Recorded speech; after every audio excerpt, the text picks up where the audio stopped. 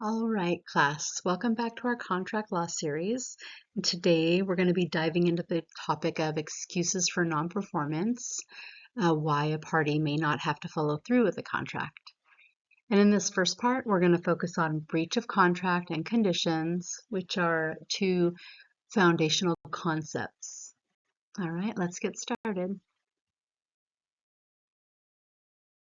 Let's start with breach. When one side fails to perform, we call it a breach, but not all breaches are equal. A material breach is a big deal. It strikes right at the heart of the agreement and excuses the other party from performing.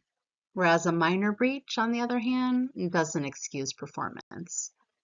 The non-breaching party can still seek damages, but must fulfill their own obligations.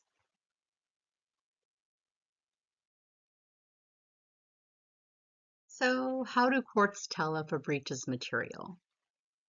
Well, they look at factors like how much of the benefit the non-breaching party has received, whether money damages can make up for it, how much work the breaching party already did, and whether the breach was intentional or just careless.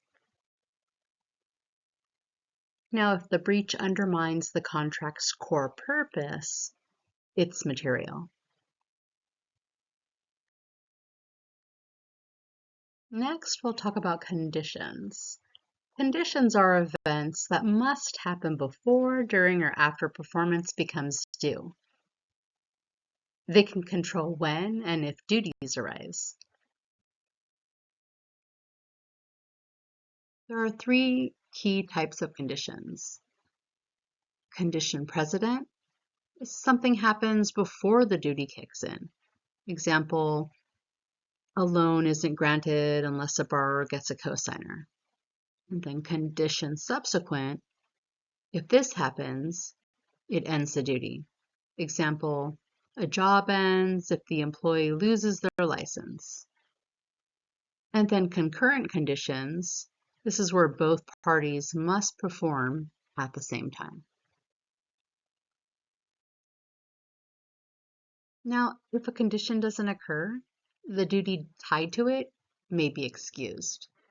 But conditions can also be excused themselves. And that brings us to the second part of this topic, doctrines that excuse conditions. And we'll cover that in part 2.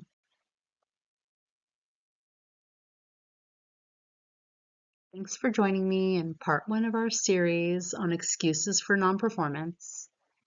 We explored breach, material versus minor, and conditions in contracts. In part 2, we'll talk about doctrines that excuse conditions and how later agreements can change the game. Stick around, there's more to uncover.